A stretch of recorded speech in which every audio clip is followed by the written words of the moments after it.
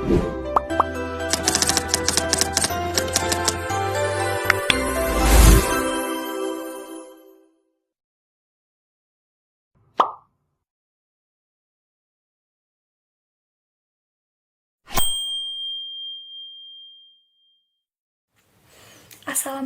warahmatullahi wabarakatuh. Salam sejahtera bagi kita semua. Kami dari kelompok 8 akan mempresentasikan materi dengan judul Merencanakan Aktivitas Kerja. Sebelum kami mulai, perkenankan kami memperkenalkan anggota kelompok kami yang terdiri dari Farhan Ahmad Aristian, Putri Dewi Cempaka, dan Fadilatul Rasidah. Bagian pertama yang akan kami bahas adalah apa itu perencanaan dan mengapa perencanaan penting dalam manajemen. Perencanaan adalah proses penentuan tujuan organisasi, penyusunan strategi untuk mencapainya, serta pengembangan rencana aktivitas kerja yang terkoordinasi. Perencanaan sendiri mencakup dua hal utama, yaitu apa yang ingin dicari atau what, dan bagaimana cara mencapainya atau how. Saat kita bicara tentang perencanaan di organisasi, kita bicara tentang perencanaan formal, yaitu penetapan tujuan secara spesifik dalam jangka waktu tertentu yang dituliskan dan disampaikan kepada anggota agar tidak terjadi kesalahpahaman. Lalu, kenapa sih manajer harus melakukan perencanaan? Meskipun terlihat rumit dan menyita waktu, perencanaan memberikan 4 manfaat utama. Yang pertama, memberikan arah. Dengan perencanaan, setiap karyawan tahu apa tujuan organisasinya dan apa peran mereka untuk mencapainya. Yang kedua, mengurangi ketidakpastian. Perencanaan memaksa manajer untuk melihat ke depan dan memikirkan perubahan yang mungkin terjadi dan mempersiapkan respon yang sesuai. Walau tidak bisa menghilangkan ketidakpastian, perencanaan membuat manajer lebih siap menghadapinya. Yang ketiga, meminimalkan pemborosan. Aktivitas kerja yang direncanakan dan dikoordinasikan dengan baik bisa menghindari tumpang tindih atau kegiatan yang sia-sia. Yang keempat, menetapkan standar untuk pengendalian. Ketika rencana sudah dibuat, maka manajer bisa menggunakannya sebagai tolak ukur untuk menilai apakah pekerjaan sudah sesuai dengan tujuan. Tanpa rencana, kita tidak tahu harus menilai dari mana. Sekarang kita masuk ke subbab ketiga, yaitu hubungan perencanaan dan kinerja. Penelitian menunjukkan bahwa perencanaan formal cenderung memberikan hasil yang positif, seperti meningkatnya keuntungan dan efisiensi. Tapi bukan berarti semua organisasi yang merencanakan pasti lebih baik. Ada beberapa hal penting yang perlu diperhatikan. Kualitas dan implementasi rencana jauh lebih penting daripada seberapa banyak perencanaannya.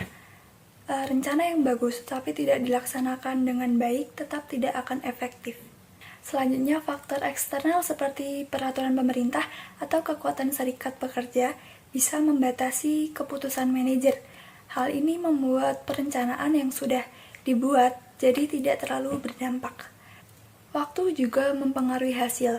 Efek dari perencanaan biasanya baru terlihat setelah dijalankan secara konsisten selama 4 tahun atau lebih. Nah, dalam bab ini kita akan mempelajari berbagai macam jenis-jenis tujuan dan perencanaannya. Oke, kita mulai dulu dari jenis-jenis tujuan.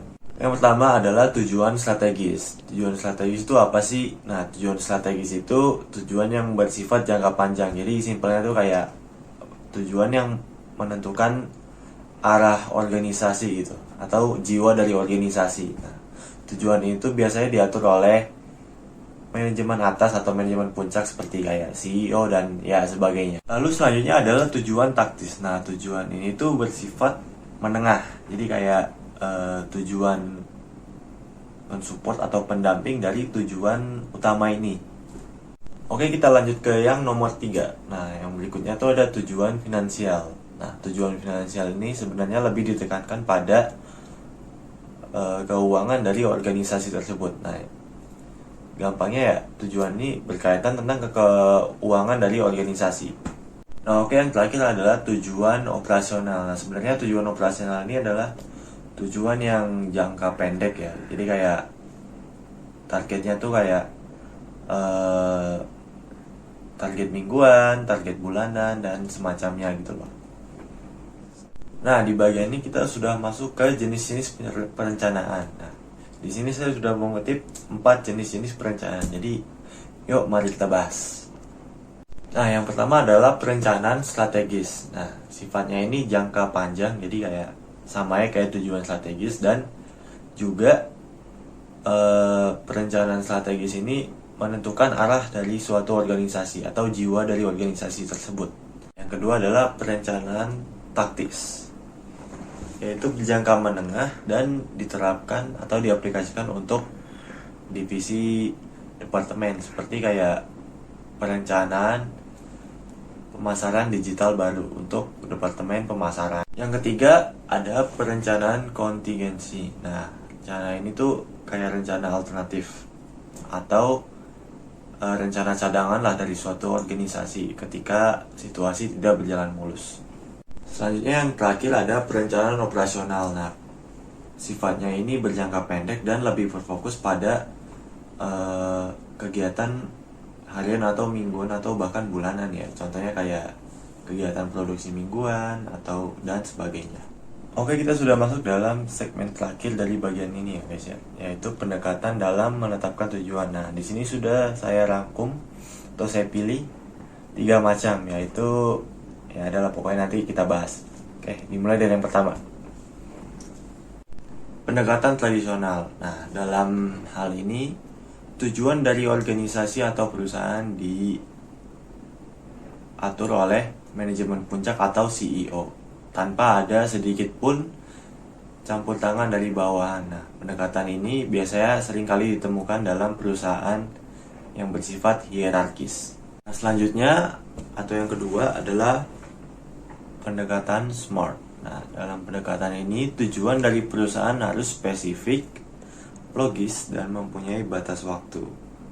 Nah, contohnya kayak apa? Contohnya kayak meningkatkan penjualan sebesar 60% dalam kurun waktu 3 bulan melalui pemasaran digital. Nah, seperti itulah pendekatan SMART.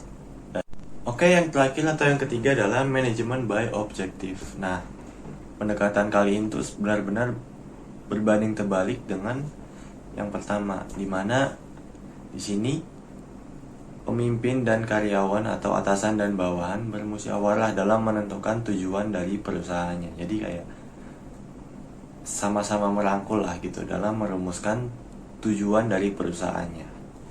Pembahasan selanjutnya kita akan membahas tentang mengembangkan rencana dalam manajemen. Kita akan pelajari faktor-faktor yang mempengaruhi perencanaan, pendekatan yang bisa digunakan, hingga bagaimana perencanaan tetap efektif di tengah lingkungan yang dinamis. Yuk kita mulai. Bagian pertama yang akan kita bahas itu adalah faktor-faktor dalam perencanaan. Proses pengembangan rencana di dalam manajemen dipengaruhi oleh 3 faktor utama, yaitu pertama, tingkat organisasi, tingkat ketidakpastian lingkungan, 3 yang terakhir yaitu jangka waktu atau lamanya komitmen ke depan. Mari kita bahas yang pertama, yaitu tentang tingkat organisasi. Dalam organisasi, perencanaan dibedakan berdasarkan level manajerial. Manajer tingkat bawah biasanya menyusun perencanaan operasional yang fokus pada kegiatan harian atau teknis. Sementara itu, manajer tingkat atas lebih fokus pada perencanaan strategis yang menyangkut arah jangka panjang organisasi. Kita lanjut ke faktor kedua, yaitu tingkat ketidakpastian lingkungan. Lingkungan yang tidak stabil dan penuh ketidakpastian menuntut rencana yang fleksibel. Manajer harus siap menyesuaikan atau bahkan meninggalkan rencana jika kondisi berubah drastis. Faktor terakhir itu adalah jangka waktu perencanaan yang berhubungan erat dengan komitmen. Prinsip perencana harus panjang untuk memenuhi komitmen yang telah dibuat. Jika terlalu panjang atau terlalu lama, itu akan membuat rencana yang tidak efektif dan tidak efisien. Sekarang kita akan membahas 2 pendekatan utama dalam perencanaan organisasi. Pendekatan pertama adalah perencanaan tradisional. Dalam pendekatan ini, manajer tingkat atas dan tim perencanaan khusus menyusun rencana organisasi. Namun, seringkali rencana yang dibuat hanya menjadi dokumen tebal yang tidak pernah benar-benar digunakan.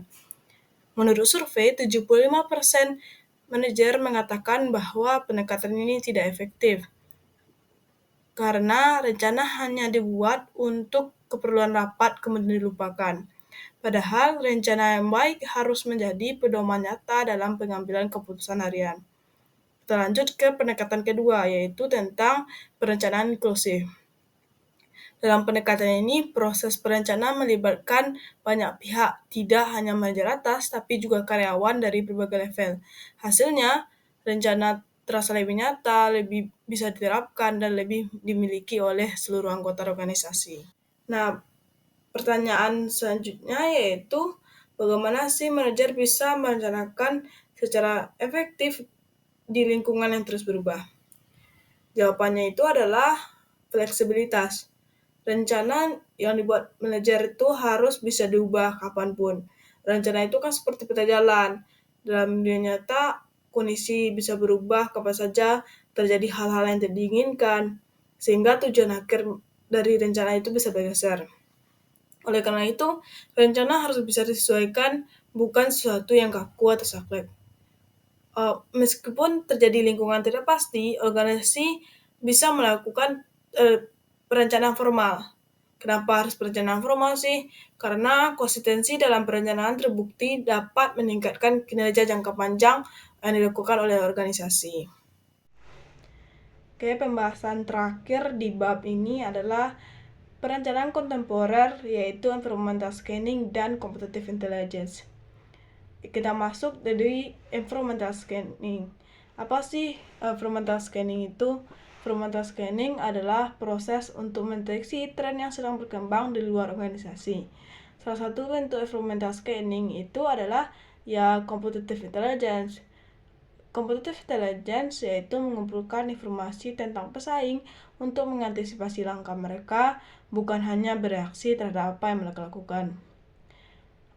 Beberapa pertanyaan yang harus dijawab dari competitive intelligence itu adalah, siapa pesaing kita, apa yang mereka lakukan, bagaimana hal yang mereka lakukan itu akan mempengaruhi kepada organisasi kita. Sebagian besar informasi ini bisa didapat secara sah melalui iklan, laporan tahunan, berita hingga media sosial organisasi tersebut. Cara lain untuk mengumpulkan competitive intelligence itu antara lain menghadiri pameran dagang. Kita dapat mendapatkan informasi dari tim marketing tersebut. Yang kedua itu menganalisis produk pesaing. Yang ketiga itu meminta tim internal mengevaluasi strategi pesaing. Namun, hati-hati, competitive intelligence harus secara legal dan etis.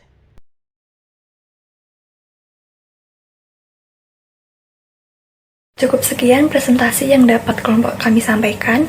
Apabila ada kurang lebihnya, mohon maaf. Wassalamualaikum warahmatullahi wabarakatuh.